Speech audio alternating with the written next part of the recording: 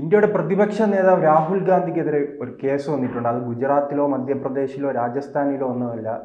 India മുന്നണിയുടെ ഭാഗമായി നിൽക്കുന്ന മമതാ ബാനർജി ഭരിക്കുന്ന ഒരു സംസ്ഥാനത്താണ്. അത് സുഭാഷ് ചന്ദ്രബോസിൻ്റെ മരണത്തീയതിയുമായി ബന്ധപ്പെട്ട് പരാമർശം നടത്തിയെന്ന പേരിലാണ് കേസെടുത്തിരിക്കുന്നത്. അപ്പോൾ അത് ഇന്ത്യ മുന്നണിയിൽ എന്തെങ്കിലും പ്രശ്നമുണ്ടാക്കുമോ ഇങ്ങനെ ഒരു സംഭവം? ശ്രീജിത്ത് പണിക്കൻ്റെ പേടിച്ചെടുത്തെടുത്ത കേസായിരിക്കും. ശ്രീജിത്താണല്ലേ സുഭാഷ് ചന്ദ്രബോസിൻ്റെ കാര്യം അങ്ങനെ മരിച്ചില്ലെന്ന്, പിന്നെ അന്ന് മരിച്ചില്ലെന്ന് പിന്നെയാണ് മരിച്ചതെന്നൊക്കെ പറഞ്ഞു ഇങ്ങനെ ശക്തമായ നിലകൊള്ളുന്നു. അങ്ങനെ കുറേ ആളുകൾ ബംഗാളിലുണ്ടാവും.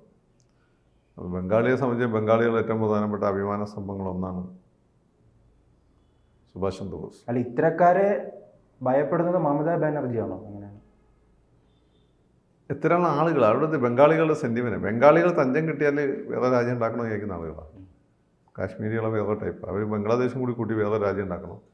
അങ്ങനെ വന്നാൽ ബംഗ്ലാദേശിൽ ബഹുമാനം വീങ്ങുമെന്നാണ് പൊതുവേ പറയപ്പെടുന്നത്. വെച്ചാൽ ഈ ബംഗാൾ രണ്ടാക്കിയല്ലോ, ബംഗാളികളുടെ ഇടയിലുള്ള കഥ നമ്മുടെ നാട്ടുകാർ ചോദിക്കുന്നത് ഞാൻ പറയുന്നതാണ്.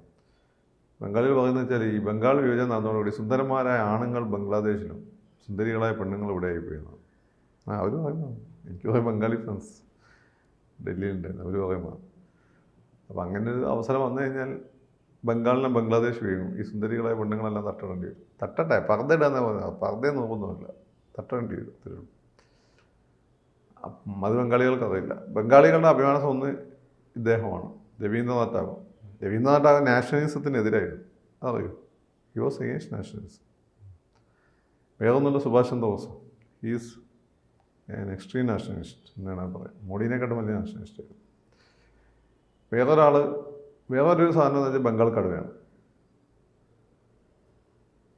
വേറവരുടെ ഒരു പ്രധാനപ്പെട്ട താല്പര്യമുള്ള കാര്യം എന്ന് വെച്ചാൽ പഞ്ചസാര ഇട്ട മീൻകറിയാണ്. കഴിച്ചിട്ടുണ്ടോ? ടേസ്റ്റാണ്. പഞ്ചസാര ഇട്ട മീൻകറി ഉണ്ടാക്കുന്നുണ്ട്. ഞാൻ ഒരിക്കലും കഴിച്ചിട്ടുണ്ട്, എനിക്ക് വലിയ പിടിച്ചിട്ട്. പിന്നെ സാമ്പാറിൽ മീനിടും, ബ്രാഹ്മണസ് കഴിക്കും. എന്നിട്ട് ചോദിച്ചാൽ പറയും ജലപുഷ്പം. അങ്ങനെയൊക്കെ ഒരുപാട് കോൺട്രഡിക്ഷൻസ് ഉള്ളൊരു സ്ഥലമാണ് ഈ ബംഗാൾ. ബംഗാളിലെ ബംഗാളി ബ്രാഹ്മണസിനെ ഫസ്റ്റ് ക്ലാസ് ബ്രാഹ്മണസിനെ അംഗീകരിച്ചിട്ടില്ല, കൺവേർട്സ് ഒന്നും. അത് പലരെ അവർ അംഗീകരിച്ചില്ല, കൂടുതൽ ബംഗാളികളെ അംഗീകരിച്ചിട്ടില്ല. പക്ഷേ ഇന്ത്യയിലെ ബ്രാഹ്മണിസത്തിൻ്റെ ഇപ്പോഴത്തെ ഏറ്റവും വലിയ വക്താക്കളായിട്ട് ഒഫീഷ്യലി നടന്നിരിക്കുന്ന പലപ്പോഴും ബംഗാളിൽ നിന്ന് വന്ന ബന്ധോപാധ്യായന്മാരൊക്കെ ആയിരുന്നു. അപ്പോൾ അതാണ് ബംഗാളികളുടെ ഒരു കാര്യം. അപ്പോൾ അതിൽ ബംഗാളികൾക്ക് ഈ പറഞ്ഞ സുഭാഷ് ചന്ദ്രബോസ് ഒരു വികാരമാണ്. സുഭാഷ് ചന്ദ്രബോസ് ജീവിച്ചിരുന്ന സമയത്ത് വികാരമായെന്ന് വെച്ചാൽ എനിക്ക് വലിയ ഉറപ്പൊന്നുമില്ല. പക്ഷേ ഇപ്പം വികാരമാണ്. ബംഗാളി ആയതുകൊണ്ട് സൗരവ് ഗാംഗുലി വലിയ വികാരമാണ്. സച്ചിൻ തെണ്ടുൽക്കറിനെതിരെ സൗരവ് ഗാംഗുലി, നെഹ്റുവിനെതിരെ സുഭാഷ് ചന്ദ്രബോസ്. പിന്നെ സുഭാഷ് ചന്ദ്രബോസ് ഒരു സ്വന്തം നാട്ടുകാർക്ക് വലിയ രീതിയിലുള്ള പിന്തുണ നൽകുമല്ലേ ആ സംസ്ഥാനത്തിലുള്ളവർ? അത് കൊടുക്കും. അത് എനിക്ക് സൗരവ് ഗാംഗുലിനെ ക്യാപ്റ്റൻ സ്ഥാനത്ത് നിന്ന് മാറ്റിയപ്പോൾ CPM ഗവൺമെൻറ്റാണ് അതിനെതിരെ പ്രതികരിച്ചത്. അതൊക്കെ അവർ ഒരു ആൻറ്റി ഇന്ത്യൻ സാധനം പല സ്ഥലങ്ങളും ഉണ്ട്. ഇപ്പം കേരളത്തിലുണ്ട്, ബംഗാളിലുണ്ട്, തമിഴ്നാട്ടിലുണ്ട്. പക്ഷേ ഇന്ത്യ ആക്കിയ നവോത്ഥാനമെല്ലാം ഉടലെടുത്തത് അതവിടെയല്ലേ. ഇതിനെ നവോത്ഥാനം എന്നൊന്നും വിളിക്കാൻ പറ്റില്ല. അത് ഒന്നാമത്തെ കാര്യം. നവോത്ഥാനം വെച്ചാൽ വീണ്ടെടുപ്പാണ്, റീബർത്താണ്. യൂറോപ്പിൽ എന്ന് വെച്ചാൽ ഈ ആദ്യകാലത്ത് നമ്മളിവിടെ ഈ ചരകനും സുസൂതനും ഒക്കെ ഉണ്ടായിരുന്നില്ലേ, ആ സമയത്ത് അവിടെ യൂക്ലിഡ്, അരിസ്റ്റോട്ടിലൊക്കെ പോലുള്ള ആളുകളുണ്ടായിരുന്നു. പൈതഗോറസ് എവിടെ, ഗ്രീസിലും പിന്നെ റോമിലും. ഇതിനൊക്കെ ക്രിസ്ത്യാനിറ്റി റോമിൻ്റെ ഒഫീഷ്യൽ റിലിജൻ ആയതോടുകൂടി ഇതെല്ലാം തകർക്കപ്പെടും. പിന്നെ മധ്യകാലഘട്ടമാകുമ്പോൾ ഇതെല്ലാം തകർക്കപ്പെടും. സഭ ഇതിനെല്ലാം എതിരായിരുന്നു. ഭൂമിയാണ് ലോകത്തിൻ്റെ കേന്ദ്രം എന്നാണ് അവർ വിശ്വസിക്കുന്നത്. അപ്പം സൂര്യനാണ് എന്ന് പറഞ്ഞ ആളുകളായ സയൻറ്റിസ്റ്റുകൾ, അവരൊക്കെ കൊന്നുകളഞ്ഞു. ഹിപ്പേഷ്യ എന്ന് പറഞ്ഞിട്ടുള്ള അലക്സാണ്ട്രിയയിലൊരു ലേഡി ഉണ്ടായിരുന്നു, അവരെ സെൻസറുകളാണ് ഭീകരമായി കൊന്നുകളഞ്ഞത്. മുപ്പതിലൂടെ കോളേജുണ്ട്. അപ്പോൾ അവർ വിജ്ഞാനത്തിൽ ബേസിക്കലി എതിരായിരുന്നു. പക്ഷേ ആ സമയത്ത് ഇവരുടെ ഇടയിൽ തന്നെയുള്ള സന്യാസിമാരുണ്ടായിരുന്നു. അവർ പക്ഷേ ഈ വിജ്ഞാനം സ്രോതസ്സുകൾ പലതും അവരുടെ മഠങ്ങളിലൊക്കെ സൂക്ഷിച്ചു വെച്ചു. അവരാണ് പിന്നെ ഈ പറയുന്ന അത് വിദ്യാഭ്യാസമായ ആളുകൾക്ക് പകർന്നു കൊടുത്തു. അവരാണ് സത്യത്തിൽ ഇന്ന് കാണുന്ന ഈ മോഡേൺ എഡ്യൂക്കേഷന് കാരണമായിട്ടുള്ള സംവിധാനം കൊണ്ടുവന്നത് ക്രിസ്ത്യൻ മിഷണറീസാണ്. അതിന് മുമ്പ് നമ്മളെ ബുദ്ധിസ്റ്റുകളും ഈ ഒരു ട്രഡീഷൻ എഡ്യൂക്കേഷൻ ശാലകളിലൂടെ അവരുടെ പിന്നെ വിദ്യാഭ്യാസ പഠന കേന്ദ്രങ്ങളുണ്ടായിരുന്നു, അതിലൂടെ കൊടുത്തിരുന്നു.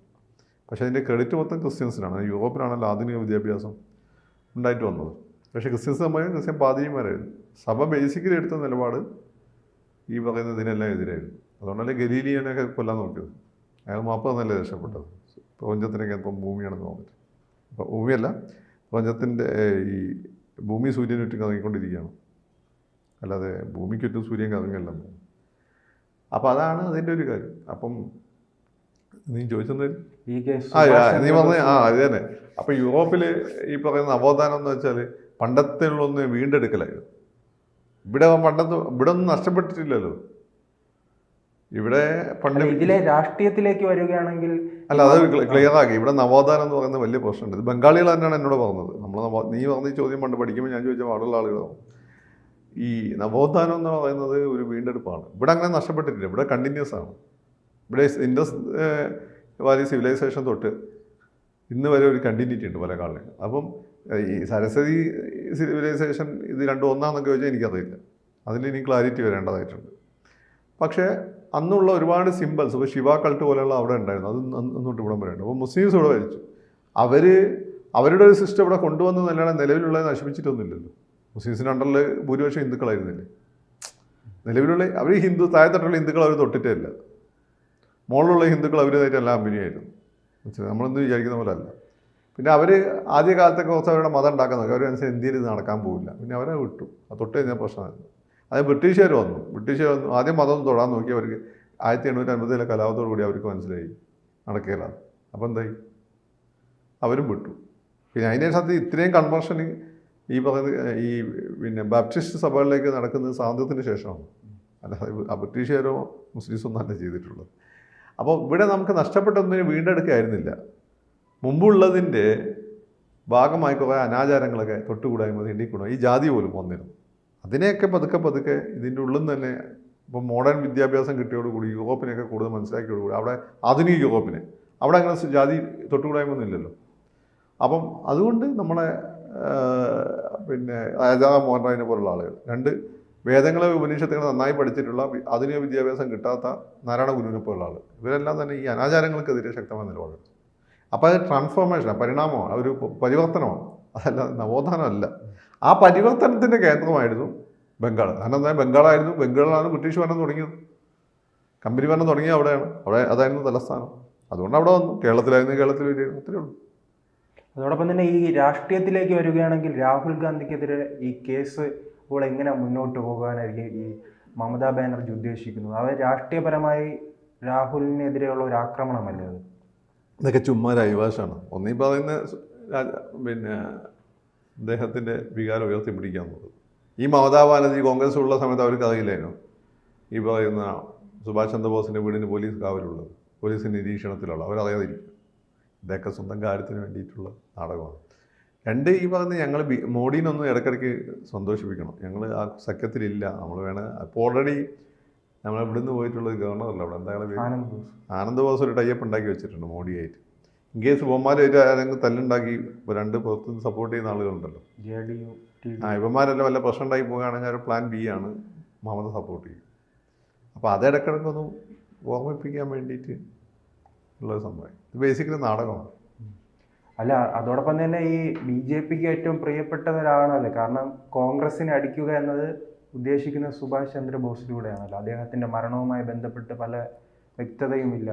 അപ്പോൾ അങ്ങനത്തെ കാര്യങ്ങളെല്ലാം ഇത് ചർച്ചയാകും.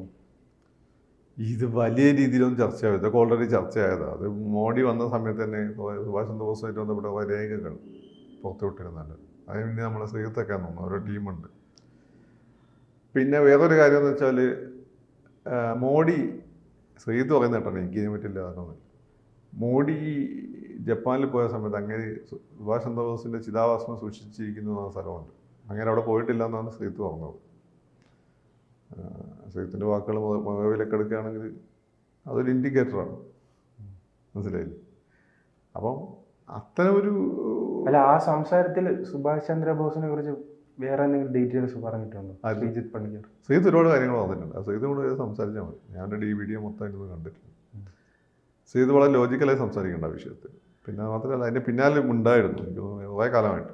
മോഡി വന്നപ്പോൾ അല്ല, അതിന് മുമ്പേ ഉണ്ടായിരുന്നു. മോഡി വന്നപ്പോഴാണ് കുറേ പേപ്പേഴ്സ് കൊടുത്തത്. പിന്നെ മോഡി തന്നെ സ്റ്റോപ്പ് ചെയ്തു. അത് ഈ ഭയങ്കര ഇൻ്റർനാഷണൽ റിപ്ലിക്കേഷൻസ് ഉണ്ടാക്കും ഈ ഒഫീഷ്യൽ ക്ലാസിഫൈഡ് ഡോക്യുമെൻറ്റ്സ് പുറത്ത് വിടുന്നു. അപ്പം അതിൽ അങ്ങനെ ഒരുപാട് കോൺട്രവേഴ്സി അത് ഓൾറെഡി ഉണ്ട്, എയറിലുണ്ട്. അത് ഇപ്പോഴല്ല, അത് ഇനിയിപ്പോൾ ഒന്നും പുതിയ എന്തെങ്കിലും പേപ്പേഴ്സ് ഒന്നും വരാതെ അത് വലിയൊരു ചർച്ചാ വിഷയം ഉണ്ടാവില്ല. ഓൾറെഡി പറയാനുള്ളതൊക്കെ പറഞ്ഞിട്ടുണ്ട്. ശ്രീജിത്ത് തന്നെ ഇപ്പം ഒരുപാട് അതേപറ്റി പറയാറില്ല, അത് ചോദിച്ചാലേ പറയാം. അത് ഇത് വളരെ ആവേശത്തോടുകൂടി സംസാരിക്കുക. അതിനെന്തായിരിക്കും കാരണം? ശ്രീജിത്തിന് പറയുന്നതിനെ മാതിരി ഇതിൻ്റെ കൗണ്ടർ നാരേറ്റീവ് കണ്ടത് സുഭാഷ് ചന്ദ്രബോസിനോട് ഞാൻ മനസ്സിലാക്കി കുറേ ആളുകൾ ഭയങ്കര ആരാധനയുണ്ട്. ഇപ്പം എൻ്റെ ഒരു ഫ്രണ്ട് ഉണ്ട് നമ്പൂരി, മൂപ്പരെ വണ്ടീൻ്റെ മുകളിൽ INA ഇന്ത്യൻ നാഷണൽ ആർമി എന്ന് എഴുതി വെച്ചു. അതായത് കുടുംബക്കാർ മൊത്തം ഭയങ്കര INA ഫാൻസാണ്. അങ്ങനെ കുറേ ഫാൻസ് മൂപ്പർക്ക് ഉണ്ട്. അതാണ് ഇതായിരിക്കും കാരണം. പിന്നെ ഈ പറയുന്ന പോലെ എപ്പോഴും നമുക്ക് ആയുധം എടുത്ത് പോരാടുന്നവർ എപ്പോഴും നമുക്ക് ഭയങ്കര ഒരു ആർണോൾഡ് ശാസ്ത്രനഗറിനോടും അതുപോലെ തന്നെ നമുക്ക് എന്താണ് മലയാളത്തിൽ ഇവിടെ ആരാ വലിയ ബാബു ആന്റണിയോടൊക്കെ നമുക്ക് തോന്നുന്നൊരു വീരാരാധനയല്ലേ. അതാണ് എൻ്റെ ഒരു പ്രധാനപ്പെട്ട കാരണം. അത് ഒരു ഏജിൽ നമുക്കത് തോന്നും. പിന്നെ അത്ര ചിന്താഗതിയുള്ള ആളുകൾക്ക് കലാകാലം അത് ഉണ്ടാവുകയും ചെയ്യും.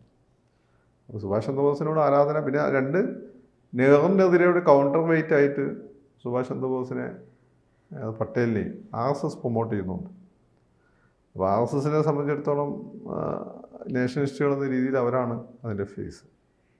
ഏറ്റവും കൂടുതൽ പ്രൊമോട്ട് ചെയ്യുന്ന രണ്ട് ഫേസസാണ്. അപ്പോൾ അതിൻ്റെ RSSൻ്റെ ഒരു സപ്പോർട്ട് ബേസ് വെച്ച് നോക്കുമ്പോൾ ഈ കൗണ്ടർ നാരേറ്റീവ് നല്ല സപ്പോർട്ടും കിട്ടും. അങ്ങനെ ഒരുപാട് ഘടകങ്ങൾ അതിൻ്റെ പിന്നിലുണ്ട്. കൂടുതൽ വാർത്തകളും വിശേഷങ്ങളും നിങ്ങളിലേക്ക് എത്താൻ ABC മലയാളം സബ്സ്ക്രൈബ് ചെയ്യുക, ബെൽ ബട്ടണും അമർത്തുക.